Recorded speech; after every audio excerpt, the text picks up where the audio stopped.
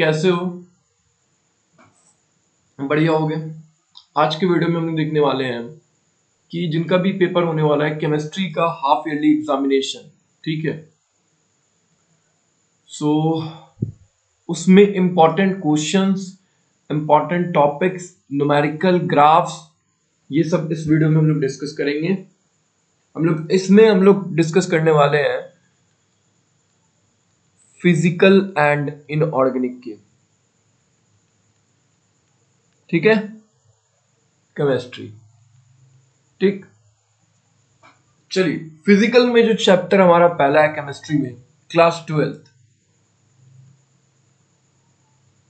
Twelfth के लिए सबसे पहला जो हमारा आता है ये चैप्टर 1 सॉल्यूशन में, जो जो ये चैप्टर है फिजिकल, ये न्यूमेरिकल और थ्योरी होता है।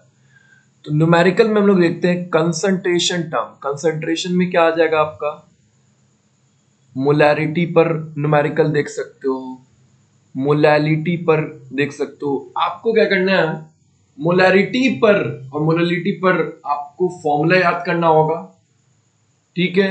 और भी है आपके मोल फ्रैक्शन, ठीक है। तो इन सब पे आपको कुछ नहीं करना है। आपको क्या करना है, ये जो मैं बता रहा हूं टॉपिक्स आप अपने नोटबुक में टिक करो, अपने बुक में कंसंट्रेशन में मोलैरिटी के जो एग्जाम्पल है और एक्सरसाइज उनको बनाओ, ठीक।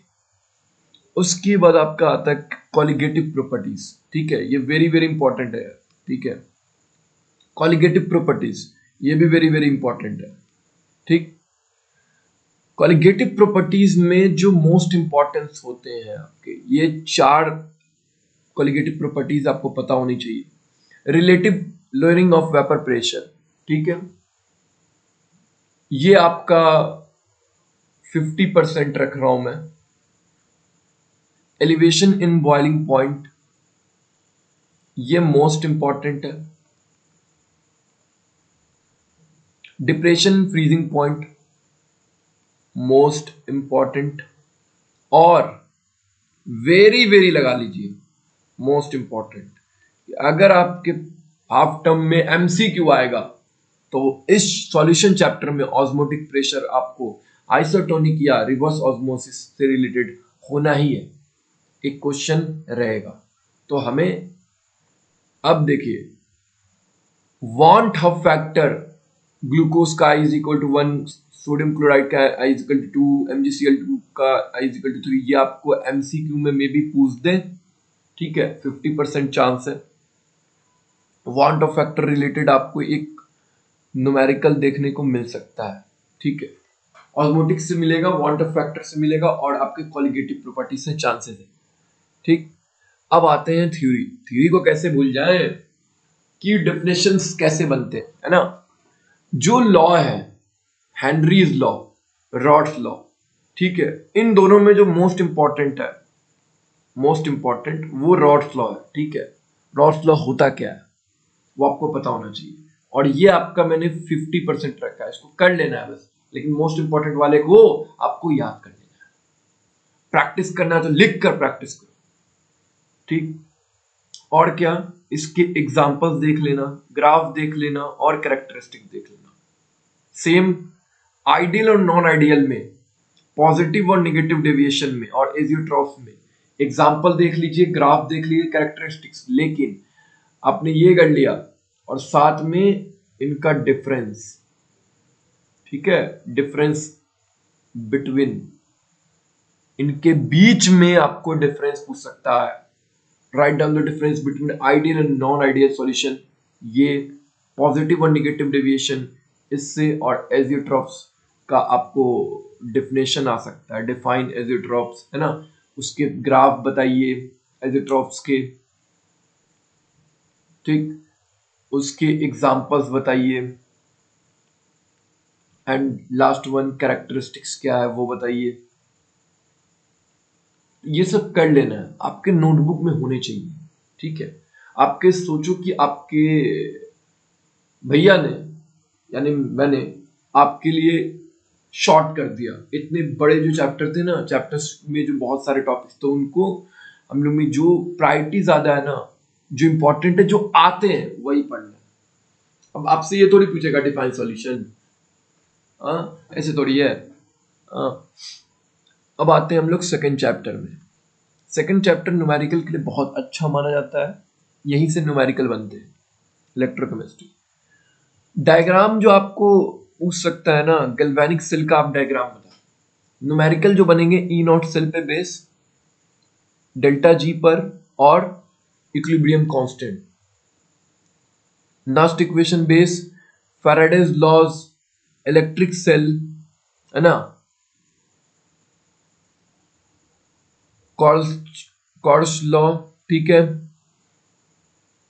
इस पर आपको न्यूमेरिकल देखने को मिलेगा। वही न्यूमेरिकल करने के लिए क्या करना है, नास्ट इक्वेशन से रिलेटेड कर लेना है टिक, अपने किस में, एनसीईआरटी के एग्जांपल और बुक में, ठीक है। नहीं होगा तो मैं मतलब एक वीडियो बना दूंगा जिसमें एनसीईआरटी के इंपॉर्टेंट न्यूमेरिकल और एक्सरसाइज के क्वेश्चंस होंगे और एग्जांपल्स होंगे, ठीक है। इतना कर रहा हूं, बस आपसे सपोर्ट चाहिए और आप बस पढ़ो और स्कोर करके लाओ। थ्योरी में आ जाते हैं। थ्योरी में आपको क्या पूछेगा, primary cell, secondary cell, fuel cell, कॉर्डोजन, रिएक्शन क्या होता है और इनका यूजेस। बस बस चैप्टर 2 में यही, ठीक है। चैप्टर 2 में आपका बस इतना ही। अब आते हैं हम लोग चैप्टर 3 में, ठीक है। ये थोड़ा है इजी, बट थोड़ा वास्ट चैप्टर बोलते हैं ना, जिसको प्रैक्टिस नहीं किया ना उससे नहीं बनेगा ये चैप्टर। सबसे पहले जो आता है rate of reaction, rate of appearance कब होगा, डिसअपीयरेंस कब होगा, ठीक। रेट लॉ से रिलेटेड आपका एक न्यूमेरिकल होगा जो आपके एनसीईआरटी बुक में है, वो बना लेंगे, एग्जांपल एक्सरसाइज वैसे same. Units of rate constant, ये मोस्ट इंपॉर्टेंट है आपका, ठीक, मोस्ट इंपॉर्टेंट है। ये 50% है आपका, ठीक। ये भी आपका रेट लॉ भी है, 50% रखा गया है, ये रख दिया गया है। Unit of rate constant, zero order, first order, ये आपका, ये दोनों जो है ये वेरी वेरी इंपॉर्टेंट है, ठीक है। सेकंड ऑर्डर भी है बट ये दोनों ज्यादा इंपॉर्टेंट है।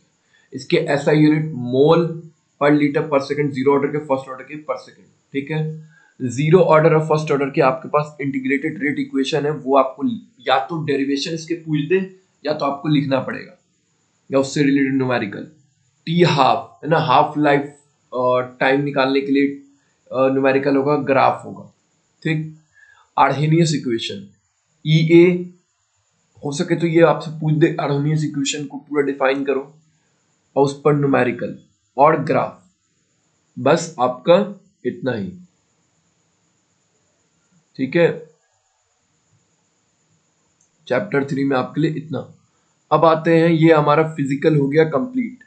अब आते हैं हम हमारे कौन से पार्ट, इनऑर्गेनिक पार्ट।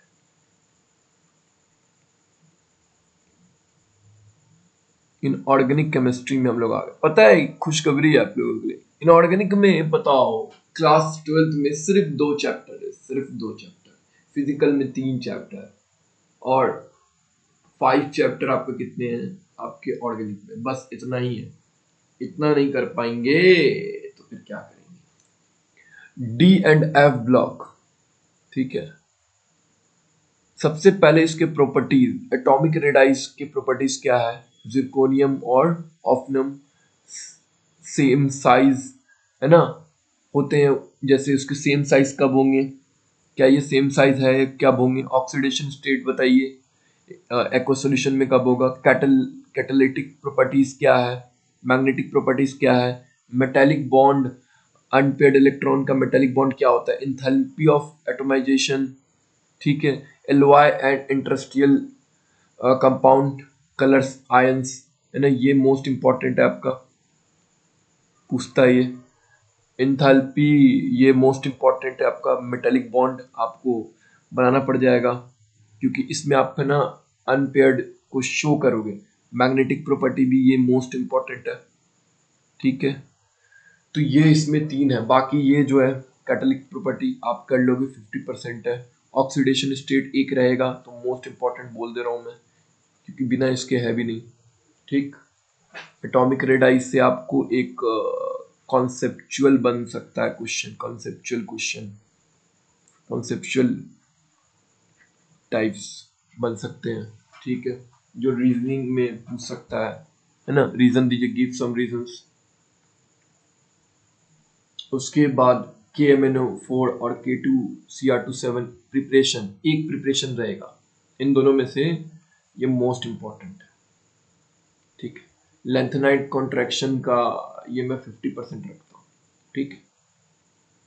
तो इसमें बस हमारा इतना, और मैं बताता हूँ इनऑर्गेनिक करने का तरीका, ये सब तो आपका टॉपिक्स होना चाहिए प्रिपेयर। आप एनसीईआरटी का, मैं क्या बोल रहा हूँ, एनसीईआरटी का example, in text and exercise questions please, जो इंपॉर्टेंट है ना उसको करके जाना, क्योंकि आपको खुद दिखेगा आपके बोर्ड के एग्जाम में या स्कूल के एग्जाम में एनसीईआरटी के क्वेश्चन ही आ गए, तो जब बनाए रहोगे तो 1 मिनट में बन जाएगा, पर टाइम भी नहीं लगेगा, विद इन सेकंड बना लोगे। अब आता है इसका सेकंड आपका चैप्टर जो हुआ कोऑर्डिनेशन कंपाउंड इनऑर्गेनिक का, ये मैं बोलूंगा वेरी वेरी इंपॉर्टेंट चैप्टर है, इसका ऑर्गेनिक का नहीं, इनऑर्गेनिक का, ठीक है। क्योंकि जो यहाँ से है ना, वहां से तो आपको डी और एफ ब्लॉक से क्या बनेंगे, रीजनिंग टाइप क्वेश्चन, लेकिन यहाँ से क्या बनेंगे, नोमेनक्लेचर क्या होता है कोऑर्डिनेशन कंपाउंड का, ऑक्सीडेशन नंबर बताइए, कोऑर्डिनेशन नंबर बताइए, मोस्ट इंपॉर्टेंट नोमेनक्लेचर भी आपका मैं वीवीआई रख रहा हूँ, एक तो नोमेनक्लेचर में भी पूछ दे, ठीक है, इसको मैं 75% में दे रहा हूँ, ठीक है। ऑक्सीडेशन नंबर कर लेना, कोऑर्डिनेशन नंबर सॉल्व करने आना चाहिए, किसी भी कोऑर्डिनेट कंपाउंड्स का, किसी भी कंपाउंड्स का, कॉम्प्लेक्स का, सिंपल का, नोमेनक्लेचर भी आना चाहिए। वैलेंस बॉन्ड थ्योरी में हाइब्रिडाइजेशन मोस्ट आपका इंपॉर्टेंट है, ये आपसे पूछा जा सकता है हाइब्रिडाइजेशन देके। क्रिस्टल फील्ड थ्योरी आपसे मे बी डिफाइन या फिर उसको एक्सप्रेस करो या उससे रिलेटेड कुछ आपको रहेगा। आइसोमेरिज्म मोस्ट इंपॉर्टेंट, ठीक है, मोस्ट इंपॉर्टेंट हो गया। इसमें स्ट्रक्चर से रिलेटेड क्वेश्चंस होंगे स्टीरियो में, है ना, स्टीरियो में हो जाएगा सिस और ट्रांसफर बेस, है ना, आपको बनाना पड़ेगा। क्रिस्टल फील्ड थ्योरी में क्या एक्सप्लेन किया गया था उस पर, उसके बारे में पूरा एक्सप्लेन करो, ठीक है।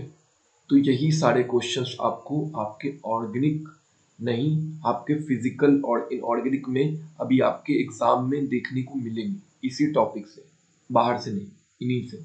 कहाँ से आता है, यहीं से आता है यार पेपर, और कहाँ से आएगा। तो प्लीज आप लोग पढ़ाई जितना हो सके, अपने एनसीईआरटी को तो समझो कि वो एक ऐसा चीज है ना, पढ़ने का तरीका क्या है, आपको इतना करने के बाद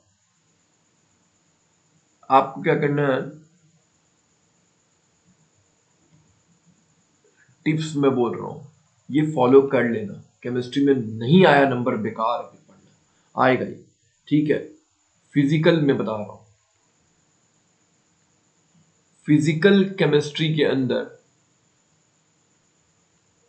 ठीक है, आपको क्या करना है, सबसे पहले जो मैंने इंपॉर्टेंट टॉपिक्स बताया, इंपॉर्टेंट टॉपिक्स उसको अपने नोट्स में लिखना है, ठीक है, जितनी भी हो सके, 3 ही चैप्टर है, हो जाएगा। उसके बाद आता है आपका इंपॉर्टेंट टॉपिक्स में क्या होगा, आपका थ्योरी, थ्योरी होगा बस। उसके बाद न्यूमेरिकल जो करना है, मैं बता रहा हूं, कहीं और से मत करना। एनसीईआरटी के, एनसीईआरटी के क्या करना है, एग्जाम्पल में पहले आना, बिना एग्जाम्पल के बनाना भी मत, एग्जाम्पल। उसके बाद इन टेक्स्ट क्वेश्चंस, एंड लास्ट में आपका एक्सरसाइज के जो इंपॉर्टेंट क्वेश्चन है ना, वो बनाना है, ठीक है। इतना कर लीजिएगा, आपका फिजिकल का टॉपिक हो गया, ये हो गया कंप्लीट, और कुछ नहीं करना है, इसी को बैठकर बस रिवीजन करना है, और कुछ नहीं, करते रहिए रिवीजन। अब आते हैं हम लोग इनऑर्गेनिक में। इनऑर्गेनिक में तो कोई न्यूमेरिकल का नहीं है, सबसे पहले आप क्या करोगे, इंपॉर्टेंट टॉपिक्स जो मैंने बताया उससे रिलेटेड आपके पास नोट्स होने ही चाहिए, क्योंकि बार बार उसी को देखना है, हमारा वही काम ही है ना, पढ़ना ही हमारा काम है और कुछ नहीं। उसके बाद इनऑर्गेनिक में इंपॉर्टेंट टॉपिक्स हो गया आपका। फिर आपको एनसीईआरटी के सेम चीज एग्जाम्पल बनाओगे तो आपको वो चीज समझ में आएगा। थोड़ा इनऑर्गेनिक का मतलब है ना, थोड़ा लर्न भी करना पड़ेगा इसमें, ठीक है, कोई न्यूमेरिकल तो है नहीं, एग्जाम्पल। उसके बाद इन टेक्स्ट जो होंगे क्वेश्चंस वो कर लेना, बहुत इंपॉर्टेंट है, डायरेक्ट एग्जाम में आ जाते हैं, मजाक नहीं कर रहा हूँ, सच बोल रहा हूँ ये बात। थोड़ा एक बार पढ़कर देखो, होगा। और उसके बाद exercise question, topics, NCERT examples, कौन से जो इंपॉर्टेंट है, इंपॉर्टेंट। फिर इंटेक्स भी इंपॉर्टेंट, सब नहीं कर पाओगे, टाइम नहीं है आपके पास। एक्सरसाइज इंपॉर्टेंट, बस बस उसके बाद इसको भी रिवीजन करो, हो गया। टॉपिक्स में इनऑर्गेनिक में जो भी रिएक्शन है ना, जो भी उसके यूजेज है, प्रॉपर्टीज है, ठीक है, सब चीज को देखो। बस इतना ही करना है हमारा, फिजिकल और इनऑर्गेनिक में अच्छे मार्क्स, गुड स्कोर आ जाएंगे आपको, ठीक है, गुड स्कोर ले आओगे आप, ठीक। फिजिकल एंड इनऑर्गेनिक में, ऑर्गेनिक का मैं नेक्स्ट वीडियो में आपको बताऊंगा, कल वीडियो आने वाली है ऑर्गेनिक पे। मिलते हैं वीडियोस में नेक्स्ट। Okay, bye. और शेयर करो अपने फ्रेंड्स में जो भी अभी टेंशन है एग्जाम्स का। और याद रखना, बस ये एग्जाम है, लाइफ का एक पार्ट है, आप लोग इसको अच्छे से दो, बिना प्रेशर में आए हुए। Okay, bye.